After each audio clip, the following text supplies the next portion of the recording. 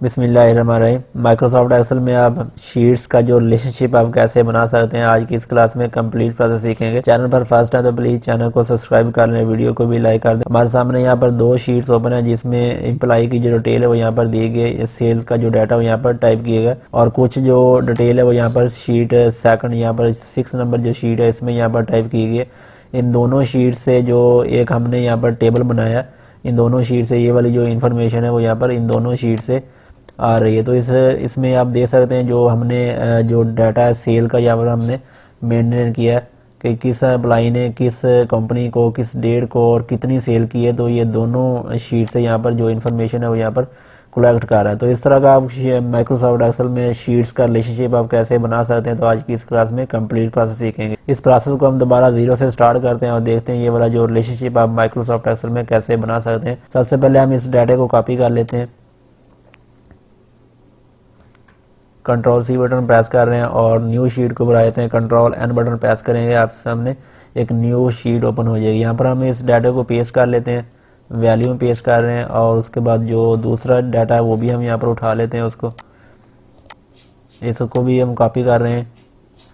Control C button press करेंगे और जो शीट हमने नहीं ली है इसके ऊपर आ जाएंगे और शीट 2 में इसको पेस्ट कर देंगे। हमारा जो डाटा है वो यहाँ पर आ चुका है। इस डाटा को हम थोड़ा सेट कर लेते हैं, इसका जो अलाइनमेंट है वो सेट कर लेते हैं, कॉलम का साइज सेट कर लेते हैं और उसके बाद इस टेबल को सिलेक्ट कर लेंगे और इसके जो कॉलम के साइज़ है वो यहाँ पर सेट कर लेते हैं।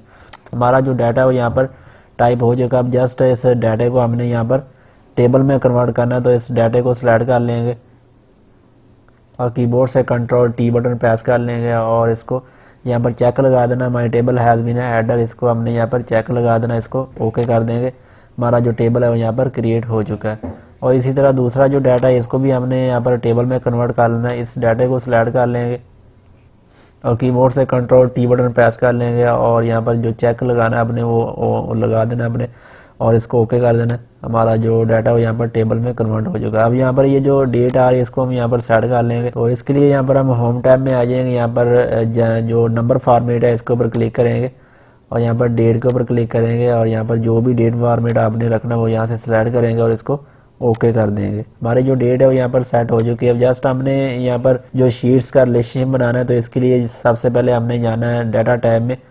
तो डाटा टाइप में जाएंगे, यहाँ पर हमें ऑप्शन मिलेगा रिलेशनशिप वाला, जो यहाँ से आप देख सकते हैं जो रिलेशनशिप वाला जो आइकॉन है ये आपको नज़र आ रहा है। इसके ऊपर क्लिक करेंगे तो हमारे सामने एक नई विंडो हो जाएगी। यहाँ पर न्यू बटन के ऊपर क्लिक कर लेंगे और यहाँ पर सबसे पहले पूछ रहा है जो टेबल के नाम है वो पूछ रहा है। सबसे पहले यहाँ पर टेबल 1 को हम सिलेक्ट कर रहे हैं और उसके बाद यहाँ पर टेबल 1 का जो कॉलम आपने कंपैरिजन करना है उस कॉलम को सिलेक्ट कर रहे हैं और उसके बाद टेबल 2 को सिलेक्ट करेंगे और यहाँ पर भी हम जो जिस कॉलम के साथ आपने कंपैरिजन करना है उस कॉलम को सिलेक्ट कर लेना है।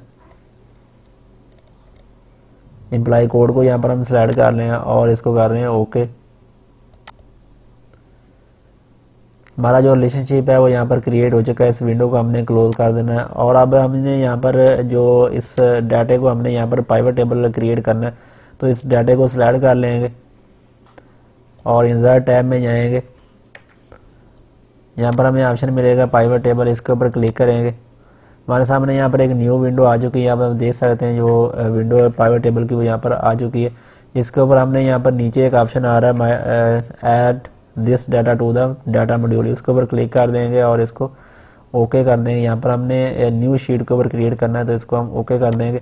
हमारा जो पाइवट टेबल है वो यहाँ पर क्रिएट हो जाएगा। उसके बाद जो दूसरा डाटा है इसको भी सिलेक्ट कर लेंगे और इसको भी सिलेक्ट कर लेंगे और यहाँ पर इंसर्ट टैब में जाएंगे और इसके ऊपर भी पाइवट टेबल क्रिएट करेंगे। तो पाइवट टेबल के ऊपर क्लिक करेंगे, हमारे सामने पाइवट टेबल की विंडो आ चुकी है। यहाँ पर हम इसकी जो एग्जिस्टिंग वर्कशीट अब आ रही है इसके ऊपर क्लिक करेंगे। अब हमने न्यू शीट के ऊपर नहीं बनाना, जो पहले हमने शीट क्रिएट की है उसके ऊपर हमने यहाँ पर बनाना। तो इसके बाद नीचे जो चेक आ रहा है इसको हमने यहाँ पर चेक लगा देना है, add this data to the module, इसके ऊपर चेक लगा देंगे और उसके बाद जो एग्जिस्टिंग वाले शीट के ऊपर जहाँ पर हमने पाइवट टेबल क्रिएट करना है उसके ऊपर यहाँ पर इसकी जो लोकेशन है वो सिलेक्ट करेंगे। तो इस लोकेशन वाले आइकन के ऊपर क्लिक करेंगे और जो हमने पहले जो पाइवट टेबल क्रिएट किया है इसके ऊपर आ जाएंगे। यहाँ पर कोई भी लोकेशन हम सिलेक्ट कर लेते हैं और दोबारा फिर लोकेशन वाले बटन के ऊपर क्लिक करेंगे और इसको ओके कर देंगे। हमारा जो पाइवट टेबल है वो यहाँ पर क्रिएट हो चुका है। जस्ट हमने यहाँ पर अब सेटिंग करनी है, जो कॉलम हमें चाहिए वो यहाँ पर हम ड्रैग एंड ड्रॉप करेंगे।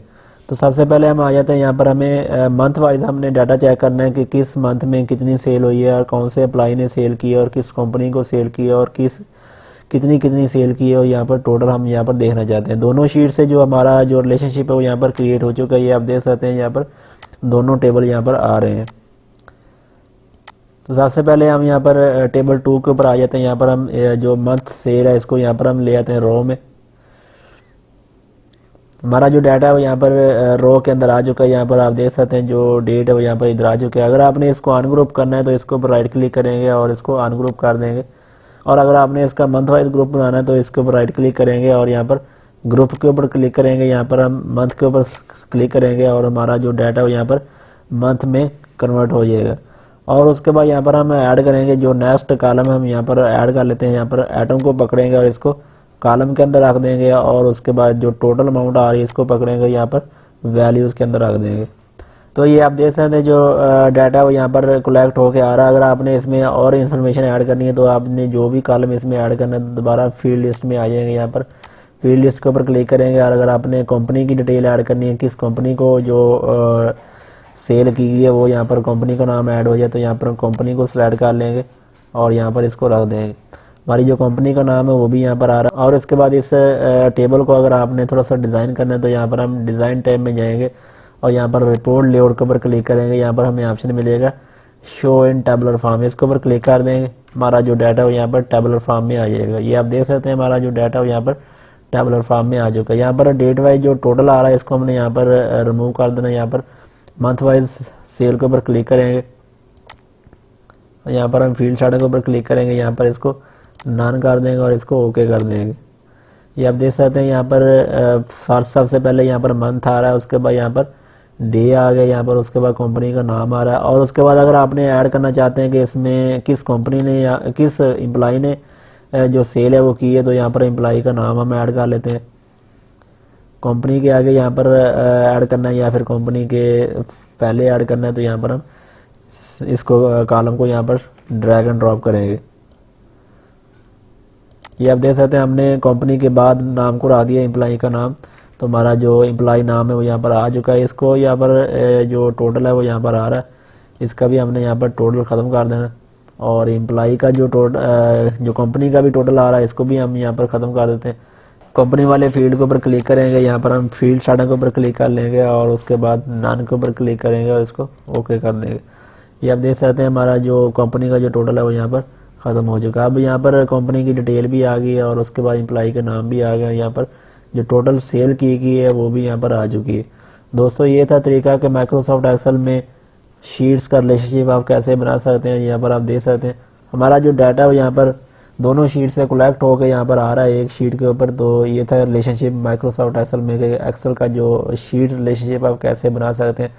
दोस्तों उम्मीद करता हूँ ये वाली जो वीडियो आपको पसंद आई है। वीडियो अगर आपको अच्छी लगे तो प्लीज़ वीडियो को लाइक कर दें, चैनल को भी सब्सक्राइब कर दें। तो मिलते हैं इंशाल्लाह किसी नए टॉपिक के साथ। अल्लाह हाफिज़।